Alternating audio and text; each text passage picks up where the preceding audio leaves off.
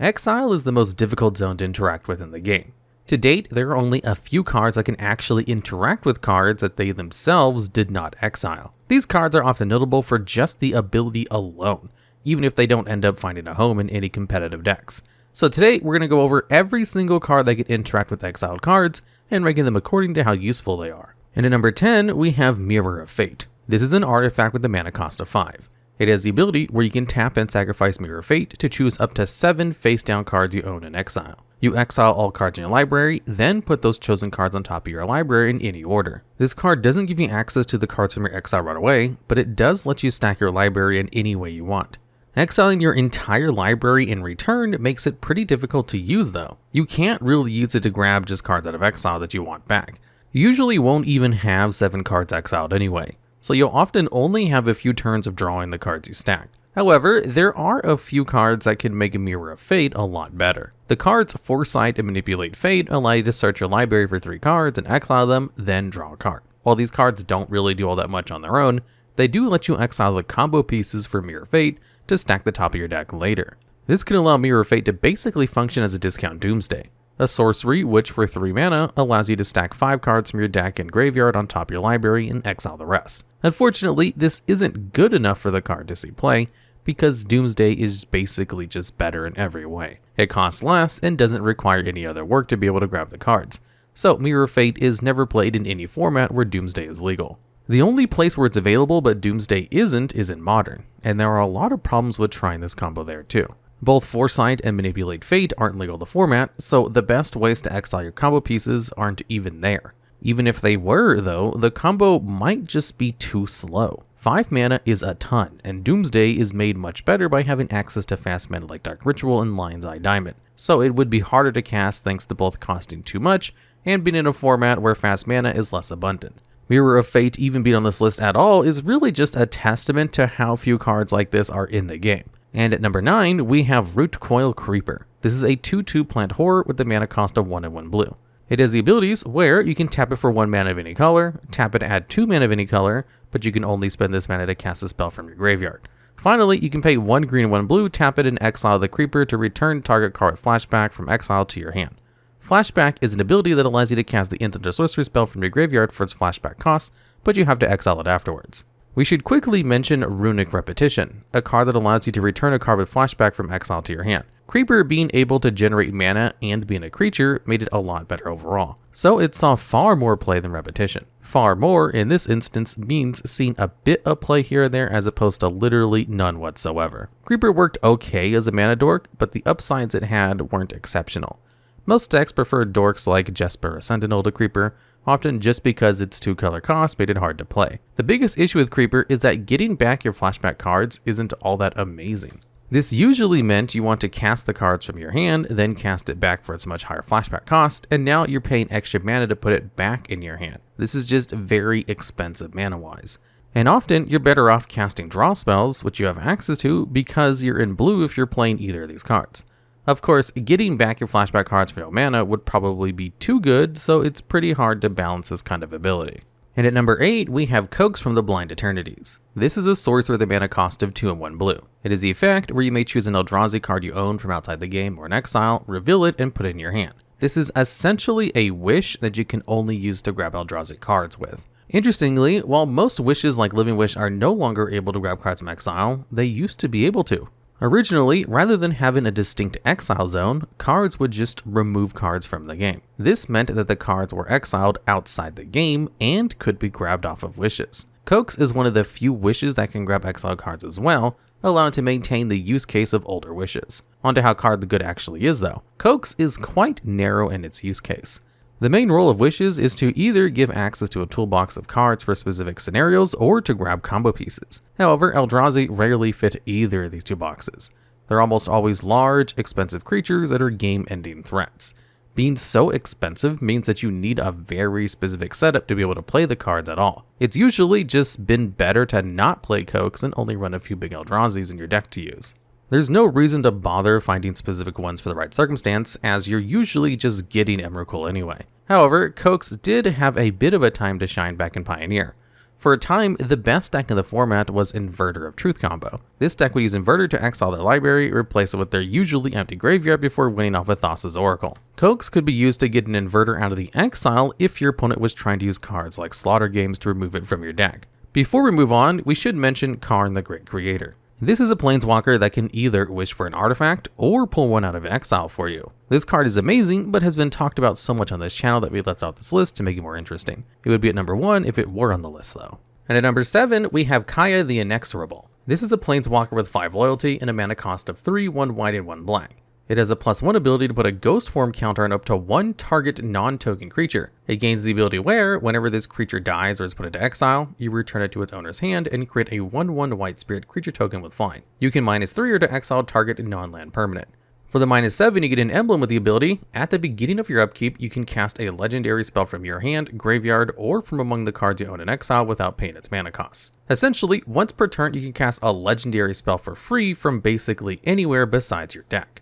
While this card can interact with arbitrary cards in exile, it's very difficult to actually do so. Getting to the ultimate ability of a planeswalker very rarely happens. And when it does, it's because you're already winning the game. As a result, ultimates are usually the least important ability on a card. While this does mean the main ability that gets this card on this list is essentially useless, the other 2 abilities on this card are good, but not amazing. The -3 is probably the most consistently useful ability. Almost every deck will need to commit something that's not a land to the board at some point, so Kaya will always have something to kill. The +1 isn't bad, but it requires you to have a creature on the board already, which won't always be the case. This means that Kaya can't really be played outside of mid-range decks, limiting where and how Kaya can be used. All this together makes Kaya an okay planeswalker. She's not amazing, but she will at least have an impact on the game whenever you cast her. Thanks to that, Kaya saw a fair amount of play in Standard, but not enough to be called a staple. And at number 6, we have Pull from Eternity. This is an instant with a mana cost of 1 white. It has the effect where you put a target face-up exiled card into its owner's graveyard. This is one of the only 2 cards in the game that can take an exile card in the game and put it somewhere else without a downside. Mirror of Fate exiles the rest of your deck as a downside. Kaya the Inexorable requires a lot of extra loyalty to get the emblem in play. Cards like Coax from the Blind Eternities can only get very specific cards, and so on and so on. Basically, no cards can interact with exile cards without some extra hoops to jump through. Pull's claim to fame, as well as one other card we'll see in a second, is being able to take a card out of exile without asking basically any questions. The only restriction is that the card has to be face up, which isn't asking much as very few cards in Magic exile cards face down. While it is a unique card, it unfortunately isn't very good. Pull from Eternity puts a card back into your graveyard, a zone that you're not likely to get much use out of. While it is usually better than leaving a card in exile, using an entire card just to drop something into the yard so that you can try and regrowth it later is just too inefficient to waste cards on. However, that's not to say Pull from Eternity didn't see any play. Pull and the only other card that can interact with exile cards without questions were both printed in Timeswar block, which featured the suspend mechanic. This mechanic lets you pay mana to exile a card with a number of time counters on it. Then, during each of your upkeep, you would remove a time counter from it, and when the last one was removed, you could cast it. Pull from Eternity is one of the few ways to interact with a suspended card. You could play cards like Drannith Magistrate to lock down anyone from casting exile cards, but this wouldn't work if they found a way to remove it or something similar. Not to mention that, at the time, Drannith Magistrate hadn't been printed yet. Pull gave decks in that standard and block a way to answer these cards. While not the most powerful answer, having a way to answer your opponent's Ancestral Vision and the like was still worthwhile, at least out of the board. Of course, most players familiar with Pull probably know about its older brother who ended up being a lot more playable. And at number 5, we have Riftsweeper. This is a 2/2 elf shaman with a mana cost of 1 and 1 green. It has the ability where, when it enters the battlefield, you choose target face-up exiled card. Its owner shuffles it into the library. This card was also printed in a Timeswar block as an answer to suspend cards. Riftsweeper allows you to do everything Pull from Eternity does, but also adds a 2/2 to your board at the same time. It only costs 1 more mana and comes with a fairly on-rate body, which makes casting Sweeper a lot easier than playing Pull. However, what really sets Riftsweeper apart is being a creature rather than an instant, which means it can be grabbed with cards like Green Sun Zenith. In older formats, there are a ton of powerful creature tutors, far more than there are for instants. This makes accessing Riftsweeper much easier. While this is true, it often doesn't actually matter. Once again, unexiling cards is just far too limited of an effect, and Riftsweeper shuffling the card into your deck makes accessing it very difficult. The card does have more of a niche in Commander. There, the place set of 1 means that having your cards exiled is a much bigger risk. And the abundance of tutors makes finding Riftsweeper and the card you shuffle back in a lot more practical. Still, this is a relatively niche home, as it only really matters for very combo heavy decks. Outside of Commander, the card mostly saw play back in Standard where it was a good beater that also happened to really punish suspend cards. And at number 4, we have Oblivion Sower. This is a 5/8 Eldrazi with a mana cost of 6. It is the ability where, whenever you cast a spell, you exile the top 4 cards of your opponent's library. Then you put all lands that player owns in exile into the battlefield under your control. Basically, this is a powerful ramp spell that comes with a 6 mana body. Cards like Nisa's Renewal allows you to tutor out 3 basic lands and cheat them into play, then gain 7 life. So without other cards to exile your opponent's lands, you'll probably be a bit behind in terms of ramp compared to other cards at this mana value. On average, you'll get 1 land off the top of your opponent's deck, or 2 if you get lucky enough. The upside is getting a giant creature on top of everything else. This forces your opponent to deal with the Sower despite the fact that it's already done most of its job by setting up to cast more powerful cards like Ulamog in the following turns. All of this is assuming the Sower is the only way you have to exile lands though, as most decks playing Sower have a few ways to get some extra value off of it in the late game. One of the most common was Worldbreaker, which exiles any artifact, enchantment, or land when you cast it, and has recursion to boot. This would give you even more extra mana once you cast your Sower. However, the main reason Sower saw a good amount of play was just its creature type, Eldrazi. There are 2 powerful lands named Eldrazi Temple and Eye of Ugin that essentially give you 2 mana for your Eldrazi spells. That means if you get lucky with your draws, you could play Sower on turn 3 after 2 turns of playing powerful Eldrazi creatures. This was incredibly broken, and Sower wasn't the only unfair creature you could be casting way too early in the stack. This and other cards would lead to Eye of Ugin's ban in Modern after a streak of decimating tournaments in 2016. Sower hasn't done too much since then, outside of seeing more play recently in ramp decks and Pioneer before devotion-focused builds became more popular. And at number 3, we have Ashiok Nightmare Muse. This is a planeswalker with a mana cost of 3, 1 blue and 1 black.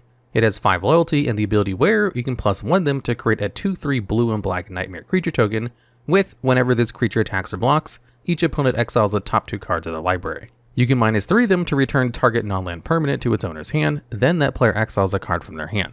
Finally, you can -7 them to cast up to 3 face-up cards your opponent owns in exile without paying their mana cost. Ashiok is a very powerful planeswalker whose ultimate just happens to interact with the exile zone. Having a plus ability that adds to your board is great on any planeswalker, especially one at 5 mana. A 2/3 is one of the biggest creatures that have a plus ability on a planeswalker can make. Only a few planeswalkers at this mana value make a token on a plus. On top of being good at adding to your board, the -3 is also good removal, but not amazing removal. Bouncing a card for -3 is a bit high of a cost, loyalty-wise. To sweeten the deal, it forces your opponent to get rid of a card in their hand, but they'll often just have other worse cards in their hand to exile instead. Still, being able to bounce a threat is very good. It's just not as good as cards like Kaya, which just exiles the card outright. This leaves the removal ability firmly in the okay camp. Not the best version of the ability on a planeswalker, but more than serviceable. The ultimate is an ultimate ability, meaning once again it's very difficult to actually get to use. It is usually game winning if you get there, but that's a big if. Overall, Ashiok is a good planeswalker card that happens to be one of the few cards that can grab arbitrary cards from exile. Ashiok was a very powerful card back in Standard, seeing a ton of play as the top end finisher of blue-black control builds. And at number 2, we have Misthollow Griffin. This is a 3/3 Griffin with a mana cost of 2 and 2 blue. It has flying, meaning it can't be blocked except by creatures with flying, and the ability where you can cast Misthollow Griffin from exile. The idea here is that the Griffin is a slightly below rate creature that you can play any number of times, as long as you have a consistent way to exile it. You could try to use a card like Rest in Peace to make sure it gets exiled anytime it would die, but this is far too much work. Playing the card fairly was never really worth it. Luckily for Griffin, it worked perfectly as a combo piece. Food Chain is an enchantment for a mana cost of 2 and 1 green. You can exile a creature you control to add X mana of any one color, where X is the mana cost of the exiled card +1. You can only use this mana to cast creature spells. These 2 cards allow to perform a pretty intuitive loop. You exile the Griffin for 5 blue mana, cast it again because its ability allows you to, then exile it for more mana. Every iteration of this loop nets you 1 mana, and since you can do this infinitely, you can use excess blue mana to make mana of other colors if you need to. You can only spend this mana to cast creatures, but that's not really an issue. Cards like Walking Ballista can end the game on their own if you have enough mana by just burning your opponent to death. The deck utilizes the previously mentioned Manipulate Fate to exile the Griffins from your deck. Then you would food chain a few cheap creatures like Icefang Coatl to cast them and start the loop.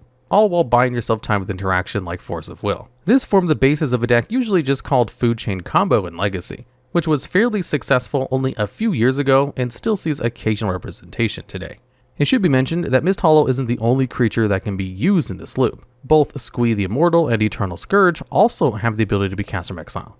Misthollow was the first card with this ability, and as a result, has seen the most competitive success. Misthollow Griffin is one of the most unique cards in the game, but there's one card that, debatably, has had an even bigger impact on the game. And all the way at number 1, we have Wasteland Strangler. This is a 3/2 Eldrazi processor with a mana cost of 2 and 1 black. It has Devoid, meaning it has no color, and the ability, when it enters the battlefield, you may put a card an opponent controls in exile into the graveyard. If you do, target creature gets -3/-3 until end of turn. In Battle for Zendikar, there was a theme of these processors that would take cards out of exile and return them to the grave for a beneficial ability. Most of these cards were quite bad, with Strangler being the biggest standout of the entire theme. This mechanic did require to exile some of your opponent's cards first, but this isn't a big ask. Not only are there a lot of cards that exile your opponent's cards, but in older formats, a lot of these cards are extremely powerful. Cards like Tidehollow Scholar and Skyclave Apparition are both powerful pieces of interaction that are also creatures, a description that applies to the Strangler itself. This allows you to both build a board and stop your opponent's game plan at the same time. This makes Strangler a powerful threat in its own right. But what can make Strangler really backbreaking is abusing the ability to snag cards out of exile that are only there temporarily. Tidehollow Scholar only exiles a card from your opponent's hand until it leaves the field, and other threats like Flicker Wisp only exile a card until the next end step. If you play Strangler afterwards, you can take the card you exiled from your opponent and dump it into your opponent's graveyard permanently. This can turn Wasteland Strangler from a powerful 2-for-1 into a 3-for-1 that also puts you up in terms of tempo. As strong as this is, there is a small issue, which is just how much mana this costs to do. Usually, you'll have to either wait a turn to cast a Strangler in conjunction with a card like Tidehollow, or you'll need 6 or so mana to exile a card and bin it in the same turn. Usually, when you pull this off, it was with the help of Aether Vial, which allows you to tap it to cheat out any card of a certain mana value from your hand. This means that Strangler's best case scenario usually requires 2 other cards to make work. Despite this flaw, Strangler has seen a ton of play in various different formats, from Pioneer to some stints of playability in Legacy. Now, there is room for debate between Strangler and Misthollow Griffin for the first spot on this list. Strangler has seen a lot more play, but in slightly weaker formats, whereas Misthollow was very strong in one Legacy deck. Strangler has had a larger impact on the game overall, which is why it's at the top of this list. Either way, it's pretty inarguable that they're the best cards that mess with exile, outside of one elephant in the room named Karn. Alright, and that's the video. Are there any cards you think we may have missed, or have any ideas for future videos just like this one? If so, let us know down in the comments below.